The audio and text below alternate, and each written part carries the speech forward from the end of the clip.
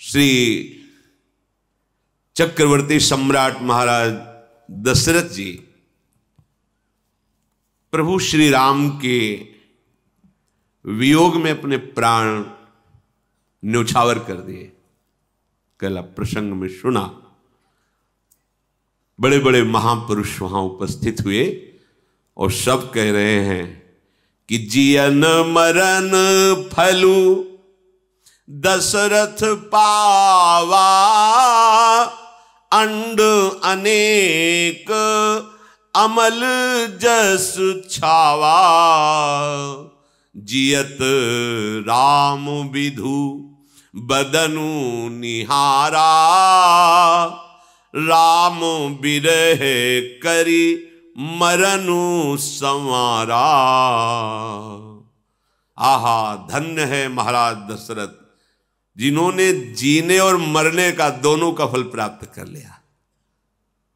जीते जी भगवान राम के मुखारविंद का दर्शन किया और मरण में भगवान में तन्मय हो करके अपने प्राणों को न्योछावर कर दिया। बलिहार है जीवन,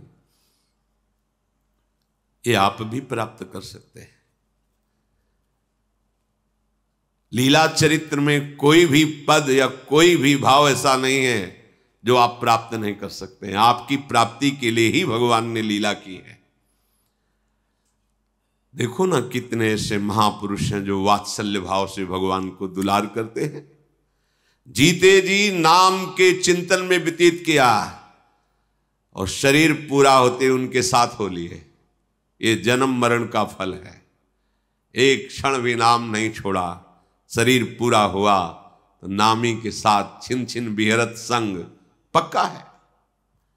संशय नहीं होना चाहिए मन में। बोले आप लोग भजन करते हो तो आपको पक्का हो सकता है, पर हम तो इतना नहीं, हम तो गृहस्थ हैं। ऐसा देखो, यहां भजन की बात नहीं है, यहां अपनेपन की बात है। कई बार सहज उदाहरण में आपको बताया कि जैसे अपना बेटा पढ़ा लिखा भी नहीं है, उद्दंड है ज्यादा, लेकिन पड़ोसी का लड़का बहुत बुद्धिमान है, पढ़ा लिखा है, स्वस्थ है, तो संपत्ति का अधिकारी कौन बनेगा? वो पढ़ा लिखा वाला थोड़ी बनेगा, वही गंवार बनेगा। तो कै बच्चा के पेट, भगवत ऋषि जी महाराज कह रहे हैं, ये श्यामा श्याम का प्रेम रस सिंघनी का दूध है, ये ललिता विशाखादि स्वर्ण पात्र हैं और शरणागत जन बच्चा है। बच्चा बनने में क्या जाता है? कोई लायकात की तो बात कही नहीं जा रही। ललिता सखी उपासना है सिंहिन को छेर, है सिंहन को छेर रहा है कुंदन के बासन, कई बच्चा के पेट और घट करे विनाशन। बच्चा हमारी लाडली जू, हमारे लाडली लाल, बस इतना मन में आ गया कि मेरी श्यामा जू, मेरे लाल जू, तो आपको हम फाइनल बता रहे हैं, बीच वाला नहीं। जहां ये देखा गया उसकी कॉपी जांचने में कि सबसे पहले लिखा है कि हमारे माई श्यामा जू को राज, तो पूरी कॉपी बंद करके नंबर लिख दिए गए। गोस्वामी जी ऐसे नहीं बोल रहे हैं। हम कोई भी बात बिना महापुरुषों के बात के नहीं बोलते। कुछ होता है जो अपनी छाती का बोलते हैं, तो इतना विश्वास है कि हाँ, जो स्फुरित कर रहे हैं वचन वो गुरुदेव के वचन, आचार्य के वचन, मेरी महारानी जी की प्रेरणा के वचन, उनसे कभी आपका अमंगल नहीं होगा। आप प्रमाण ढूंढ लेना, वो कहीं लिखे होंगे, हम देख लेना। गोस्वामी जी कहें बिगड़ी जन्म अनेक की अब ही सुधरे आजो। क्या साधना हो जाएगी अभी इसी समय? बिगड़ी जन्म अनेक की अब ही सुधरे आजो, आज अभी इसी क्षण। यहां कोई साधना का अवसर है क्या? शब्द देखना, बिगड़ी जन्म अनेक की अब ही सुधरे आज। क्या बोले? हो ही राम को स्वीकार करो, मैं प्रभु का हूं। बिगड़ी यहां बन गई। अब जितनी श्वासें नाम जपो, अब जितना जीवन रह गया है, एक कुमार्गामी प्रवृत्तियों का त्याग कर दो। काम तो यही बन गया पहली ही बात में। बिगड़ी जन्म अनेक की अब ही सुधरे आज, आज अभी इसी क्षण सुधर गई। क्या? हम श्यामा श्याम के, हमारे माई श्यामा जू को राज। अब जितना जीवन बचा है तो क्या करे? नाम जप। तुलसी तज कुसुमाज, कुसंग का, गलत आचरणों का त्याग करो। आखिरी में लिखा है, क्योंकि सामर्थ्य नाम से ही आएगी, और नाम जपने की प्रीता इसी बात में आएगी कि हमारे श्यामा श्याम है। इसी से बात बन, जीने और मरने का दोनों का परम फल यही। जीते जी खूब नाम जप किया और शरीर छूटा तो नामी के संग हो गए। छिन छिन बिहरत संग, छिन छिन निरखत प्रेम भरी। महाराज दशरथ का यश संपूर्ण लोकों में छा गया है। बड़े बड़े ऋषि जन विराजमान हैं, पूरा राजमहल शोक से व्याकुल हो रहा है। संपूर्ण अयोध्या में जिधर देखो विलाप हो, हा राम, हा महाराज, क्योंकि महाराज पधार गए, राम जी वनवास गए। भारी भारी विकलता, भारी दुख, इससे बड़ा दुख क्या। अरविंदाक्ष परम सुख सिंधु प्रभु का सब दर्शन पा रहे थे, प्रभु वनवास गए। महाराज धर्मशील सत्यसंध भगवत स्वरूप, जिनके पुत्र भगवान राम स्वयं श्री हरि आकर बने, वो महाराज भी पधार गए। क्या हालत है अयोध्या के जनों की। अद्भुत अद्भुत सुख में डूबने वाले जन, ये भारी विरह, जिधर देखो हाहाकार मचाओ। कोई कह रहा हा महाराज अब आपके बिना कैसे, हा राम आप क्यों छोड़कर चले गए, आप ना जाते तो महाराज ना जाते। भारी व्याकुलता। तब वशिष्ठ मुनि समय सम कही अनेक इतिहास, शोक निवार्यो सब ही कर निज विज्ञान प्रकाश। वशिष्ठ जी ने सबको शांत किया और बहुत सुंदर ज्ञान की बातें कह करके सबको धैर्य बनाया। वशिष्ठ जी ने कुछ दिव्य औषधियां नाव में और तेल, उसमें महाराज के जो शरीर को विराजमान किया, और शीघ्रगामी अश्व से चलने वाले दूतों को कहा दौड़ करके जाओ और भरत जी जो ननिहाल में है मामा के यहाँ, उनको तुरंत सूचना दो कि गुरुजी ने तुरंत बुलाया। बस ये नहीं बताना, कोई घटना नहीं बतानी, केवल इतना कि गुरु वशिष्ठ जी ने तुम्हें तुरंत बुलाया है। कहने की आज्ञा थी। दूत बड़े शीघ्रगामी वायु के समान चलने वाले घोड़ों से। इधर भरत जी को कुछ अच्छा नहीं लग रहा, हृदय की गति होती है, बार बार जी में घबराहट हो रही है, करोड़ों प्रकार से उनको ऐसा लग रहा है कि कुछ छिन गया, कुछ अमंगल हो गया है, बड़ी व्याकुलता है। भरत जी ऐसा सोच ही रहे थे। यही विधि सोचत भरत मन, धावन पहुंचे आई, गुरु अनुशासन श्रवण सुनी, चले गणेश मनाई। भरत जी व्याकुल होकर सोच में डूबे ही थे। इतने में अयोध्या से शीघ्रगामी जो दूत वहां पहुंच करके प्रणाम किया और कहा गुरु वशिष्ठ जी का आदेश है, आप जैसी भी स्थिति में तुरंत अयोध्या पधारें। शुभ विनायकों का स्मरण करके भरत जी ऐसा मन कर रहा है कि अगर पंछी हो तो उड़ करके पहुंच जाएं, इतनी व्याकुलता है।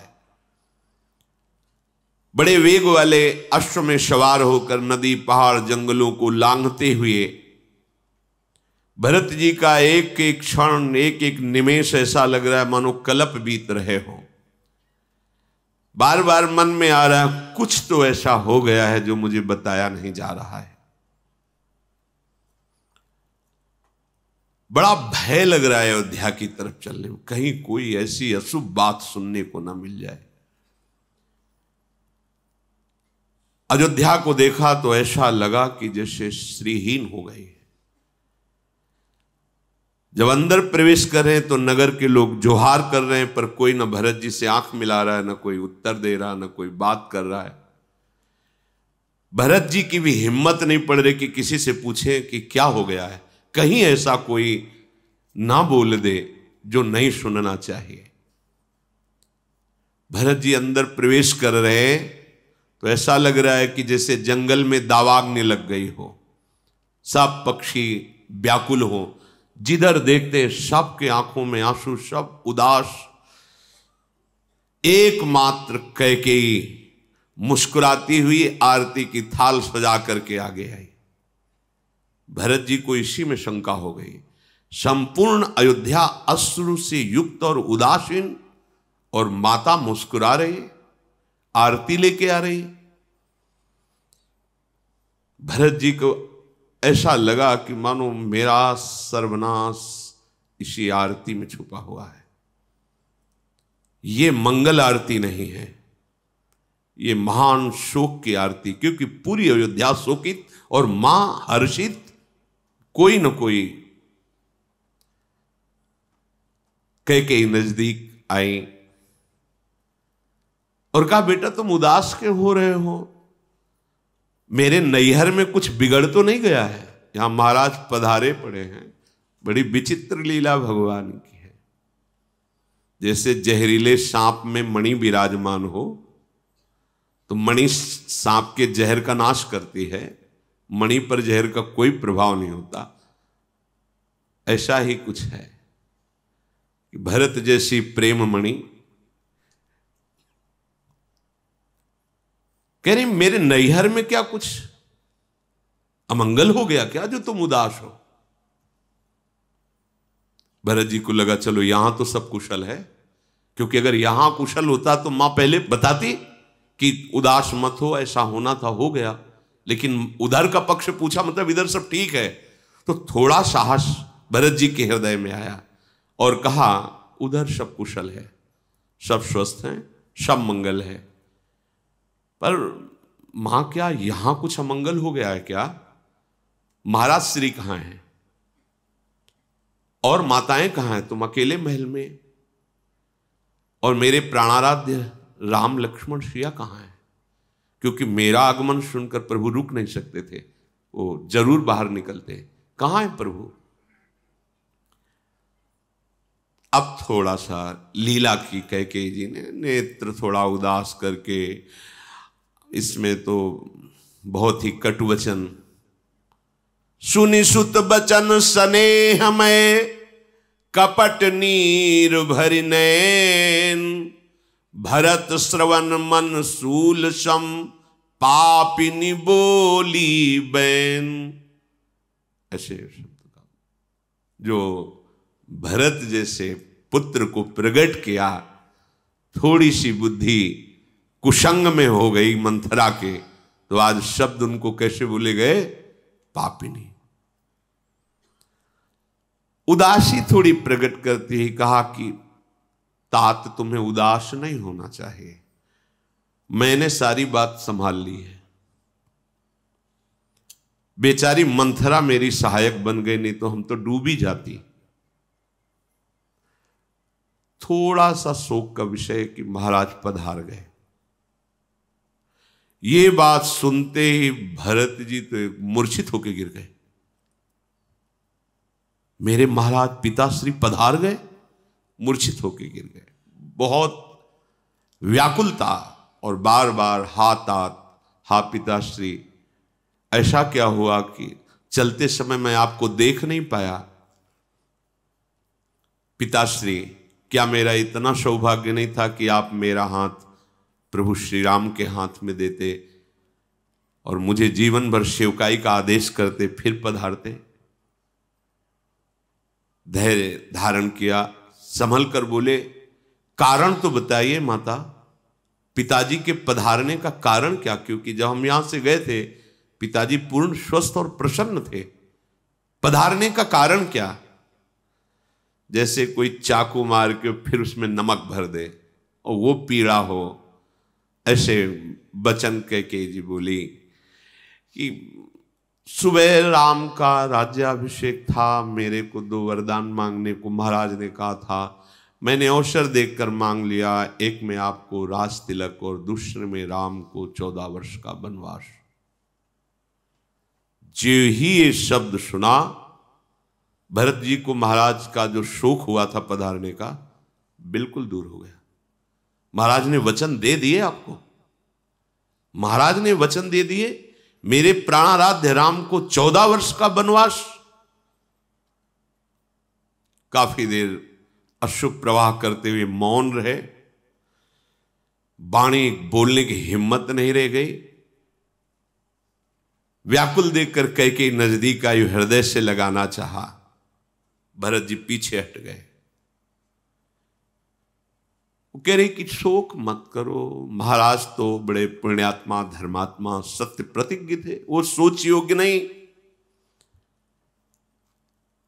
सुनो, तुम तैयारी करो राज तिलक की। जैसे पके हुए घाव पर किसी ने प्रहार कर दिया हो, भरत जी ने लंबी सांस खींची और कहा, पापिनी। भरत जी के श्रीमुख के वचन, धीरज धरी भरी ले ही उषासा, पापिनी सब ही भांति कुल नाशा। अरे पापिनी, हट जा मेरे सामने से, तूने मेरे कुल का सर्वस्व नाश कर दिया। माता ने कहा, पापिनी कह के संबोधन किया। हे विधाता, इसकी बुद्धि उस समय फेर देते जब मैं पैदा हुआ था, तभी मुझे मार देती तो मेरे राम को वनवास न होता, मेरे पिता न पधारते, क्योंकि मैं ही ऐसा हूं। मेरे लिए राज तिलक मांगा, मेरे लिए राम का वनवास हुआ, और इसका कारण मैं ही बना जिससे पिता के प्राण। क्या किया विधाता, जन्मते ही ये मुझे मार देती तो अच्छा होता। हाय, कैसा विधान मंगल, और क्या मुझे मिला। हंस वंश दशरथु जनकु राम लखन से भाई, जननी तू जननी भई, विदिशन कछु न बसाई। वंश मिला सूर्यवंश, और जनक अर्थात पिता मिले महाराज चक्रवर्ती सम्राट दशरथ, और भाई मिले राम लक्ष्मण जैसे, लेकिन मां बनी तू। विधाता, तेरे ऊपर किसी का वश नहीं। अरे कुमती, जब तेरे हृदय में विचार आया था उसी समय तेरी मृत्यु क्यों नहीं हो गई? तेरा हृदय टुकड़े टुकड़े क्यों नहीं हो गया? ये वरदान मांगते समय कि भरत का राज तिलक और राम को 14 वर्ष का वनवास, तेरी जीभ क्यों नहीं गल गई? तेरे मुख में कीड़ा क्यों नहीं पड़ गए? महाराज तो बहुत धैर्यशाली थे, तेरे छलावे में कैसे आ गए? विधाता ने बुद्धि मार दी, जो महाराज भी तेरे छलावे में आ गए। महाराज तो सरल स्वभाव, सुशील, धर्मपरायण, पर तेरा जो भीलिनी जैसा स्वभाव, वीणा बजा रही है मधुर, पर मृग सुनकर आ गया और वो बाण से बेंध दिया। तूने ऐसा ही मेरे महाराज के साथ किया। तू है कौन? मैंने तो देखा कि जो ईर्ष्या करते थे महाराज से, वो भी राम जी को प्यार करते थे। आज तक राम का कोई शत्रु हो त्रिभुवन में, ऐसा तो सुना ही नहीं। पर तू है कौन? सच बता, तू कौन है जिसे राम कड़वे लगने लगे, जिसे राम ऐसे लगे कि 14 वर्ष का वनवास? अच्छा, तू उठ हमारे सामने से और जा, आज के बाद जीवन में कभी मुझे मुख मत दिखाना। मुंह में स्याही पोत कर था, मुंह काला करके मेरे सामने से निकल जा। आज के बाद कभी तुझे मैं मां नहीं कहूंगा। भरत जी, ये भगवान के प्रेम का स्वरूप है भरत जी। साष्टांग दंडवत प्रहलाद जी ने हिरण्यकश्यप की थी, पर जब हरि की निंदा की तो दैत्यराज कह के संबोधन किया। भरत जैसे परम पवित्र प्रेम स्वरूप कुमति पापिनी, तेरी जबान नहीं गल गई? तू उस समय मर नहीं गई जब तू राम को वनवास मांग? आज के बाद कभी आंख भर कर तुझे देखूंगा नहीं और कभी मां नहीं कहूंगा। क्यों? ये मेरा ही दुर्भाग्य है। राम विरोधी हृदय ते प्रगट कीन विधि मोही, मोह समान को पात की बाद कहों कछु तोही। हाय, विधाता ने मुझे राम विरोधी उदर से प्रकट किया, क्या कहूं। अब तो जगत में सब मुझे राम विरोधी ही कहेंगे। मैं तुम्हें व्यर्थ में कह रहा हूं, मैं ही पापी हूं, मैं ही नीच हूं। शत्रुघ्न जी तो आग बबूले हो रहे हैं, पर उनका कुछ वश नहीं चल रहा। इसी समय देखा, तेहि अवसर कुबरी ताहां आई, बसन विभूषण विविध बनाई। खूब आभूषण, बढ़िया बढ़िया वस्त्र पहनकर मंथरा सज के। शत्रुघ्न जी तो अब कुछ बस नहीं चल रहा था कि मां को बोले, क्योंकि भरत जी बोल रहे थे। जी ही देखा मंथरा को कि सारे विष की बेल यही है और सज के आई है। अब क्योंकि कैकेयी का मनोरथ पूरा हुआ तो अच्छे अच्छे आभूषण सब राजरानी के एक ही है, सजी है। पूरी अयोध्या में मंथरा ही सजी है, नहीं सब उजड़े हुए हैं इस समय। मुस्कुराहट कैकेयी जी के मुख में, सजावट मंथरा के। लखिरिस भरे लखन लघु भाई, भरत अनल घृत आहुति पाई। हुमकी लात तकी कुबर मारा, परिमुह भर मही करत पुकारा। लखनलाल के भाई है शत्रुघ्न जी। देखा कि ये ऐसे शोक के अवसर पर आभूषण वस्त्र जागे, एक लात मारी, मुभरा गिर गई, दांत टूट गए, खून निकलने लगा। और वो बोली, मैंने क्या बिगाड़ा, मैंने तो भला ही किया। बाल पकड़ करके उसे घसीटते शत्रुघ्न जी। भरत जी ने, रहने दो रहने दो। भरत दयानिधि दीन छड़ाए, छोड़ो इसको, रहने दो, इसके अब मारने से क्या होगा। भागते हुए बड़ी माता कौशल्या जी के महल की तरफ गए। एक एक कदम चलते नहीं बन रहा भरत जी को। देखा जा करके तो मलिन वसन, विवरण, विकल कृष शरीर दुख भार, कनक कलश बर बेली बन मानो हनी तुषार। जैसे बहुत कड़ाके की ठंड में पाला पड़ जाए, कोई कोमल बेली सूख जाए, ऐसी दशा कौशल्या जी के। आंसू चल रहे, महाराज के समीप बैठे हुए बार बार हा राम, हा महाराज, ऐसा कौशल्या जी विलाप कर रहे।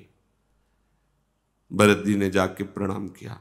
भरत को देखते ही माता हृदय लगाना चाहती थी, पर फिर मूर्छित होकर गिर गई, क्योंकि भरत जी बिल्कुल रघुनाथ जी की ही रूप वाले हैं, शत्रुघ्न जी लखनलाल के बिल्कुल। ये दोनों जोड़ी ऐसी है कि थोड़ा पहचानने में सहसा ना आने वाली। भरत जी राम जी, लखन जी और शत्रुघ्न जी। भरत जी को देखते ही एकदम रामाकार वृत्ति, मूर्छित हो गई कौशल्या। भरत जी बड़े व्याकुल हुए।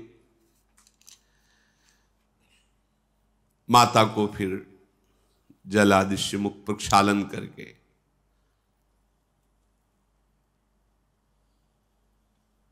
कौशल्या जी, अब वही जानता है जिसका हृदय उस प्रेम से युक्त हो। अपने लोग तो रूखे सूखे केवल कहने सुनने वाले हैं, वैसा क्या हृदय में हो रहा होगा, जिनकी जीवन वही है, जिनके प्राण वही हैं। भरत जी माता के चरणों में पकड़कर कहा कि मुझे सियाराम के दर्शन करा दो, मुझे लक्ष्मण जी के दर्शन करा दो। ये कैकेयी जगत में जन्मी ही क्यों, और जन्मी तो मुझे क्यों पैदा किया, बांझ क्यों नहीं हो गई। मां मैं तो द्रोही बन गया, राम द्रोही बन गया।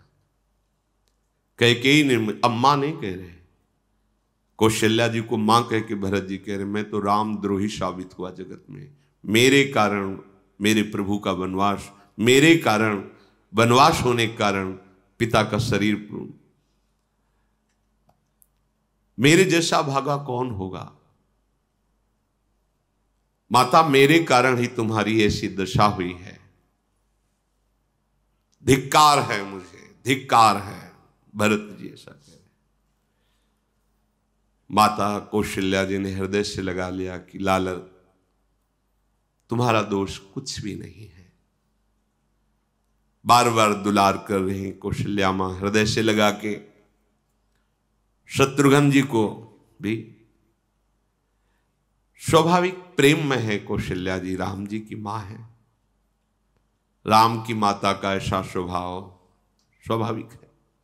भरत और शत्रुघ्न को गोद में बैठाल कर कहा धैर्य धारण करो, बहुत बुरा समय है, अगर तुम विचलित अब हो जाओगे तो फिर कौन संभालेगा, धैर्य धारण करो, किसी को दोष मत दो, बेटा मेरा ही भाग्य धोखा दे गया।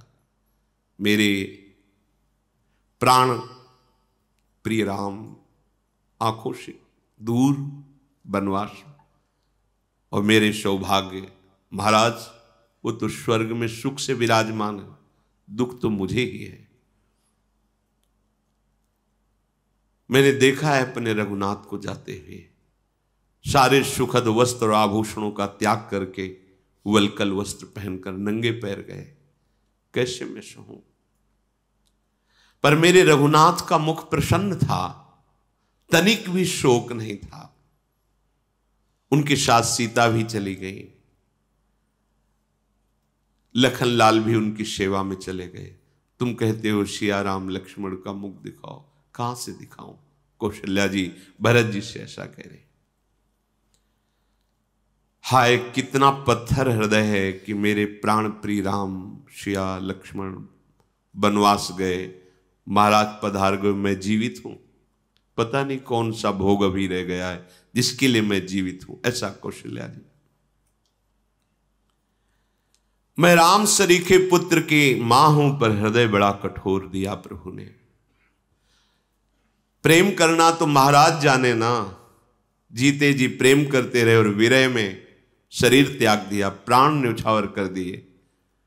मेरा हृदय तो करोड़ों वज्र के समान कठोर है, जो अब भी प्राण धारण किए अब कौन सा सुख भोगना चाहता है, ये जो जीवन अभी बचा हुआ है। ऐसा सुनकर भरत जी चिल्ला चिल्ला के रोने लगे। शत्रुघ्न जी भी पूरा रनिवास। भरत जी सावधान हुए और कहा मां, बड़े बड़े महापुरुषों के भी जीवन में कष्ट देखा गया है, आप धैर्य धारण कीजिए। मां मैं कैसे तुमसे कहूं, जो अपने माता पिता के मारने का घोर अपराध होता है, जो गौओं की हत्या करने का, ब्रह्म ऋषियों के मारने का अपराध होता है, जो गर्भस्थ शिशु के मारने का अपराध होता है, स्त्री के मारने का अपराध होता है, और मित्र और स्वामी को जहर देने का अपराध होता है। सारे अपराध मुझे लगे, अगर मेरा इतना भी कहीं इसमें हो, मुझे कोई पता नहीं था। कभी ऐसा ना कोई सोचे कि जो कैकेयी जी ने मांगा है, मेरे मन में या मेरी कोई तनिक भी इसमें सम्मति थी। कर्म वचन मन से जितने होने वाले पाप, महापाप, उपपाप, अगर थोड़ा भी मेरा मत या थोड़ी भी जानकारी मुझे हो तो सारे पाप मुझे लगे। मां मुझे कुछ पता नहीं था। जे परिहरि हरिहर चरण भजहि भूत गण घोर, तेहि कै गति मोहि देव विधि जो जननी मत मोर। जो भगवान श्री हरि और महादेव जी के चरणों की भक्ति छोड़कर भयानक भूत प्रेत आदि से उनकी जो दुर्गति होती है वही मेरी दुर्गति हो, यदि थोड़ा भी मत मेरा कैकेयी जी के मत में हो। जो लोग वेदों को बेचते हैं, धर्म को दूह लेते हैं, दूसरे के पाप बखानते हैं, चुगली कर देते हैं, जो कुटिल हैं, कलह प्रिय हैं, क्रोधी हैं, जो शास्त्र और संतों की निंदा करते हैं, ऐसे लोगों को जो दुर्गति प्राप्त होती है, मुझे दुर्गति प्राप्त हो यदि थोड़ा भी मेरी जानकारी में बात रही हो तो। जे नहीं साधु संग अनुरागे, परमारथ पथ विमुख अभागे। जे न भजहि हरि नर तनु पाई, जिन्हें न हरिहर सुजस सुहाई। तज श्रुति पंथ बाम पथ चलही, बंचक बिरची बेस जग छलही। तिनके गति मोहि शंकर देऊ, जननी जो यह जानो भेऊ।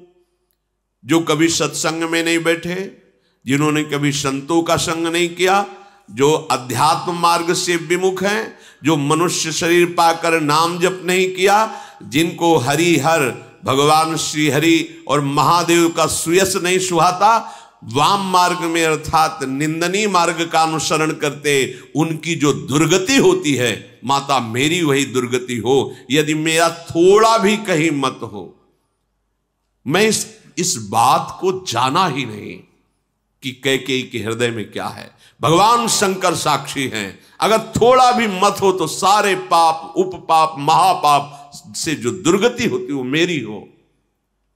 कौशल्या जी ने दुलार करके कहा, बेटा तुम ऐसे वचन क्यों बोलते हो? मुझे पता है श्री राम तुम्हारे प्राणों से प्यारे हैं, श्री राम तुम्हारे प्राणों से भी बढ़कर प्रिय हैं, और तुम रघुनाथ को प्राणों से अधिक प्यारे हो।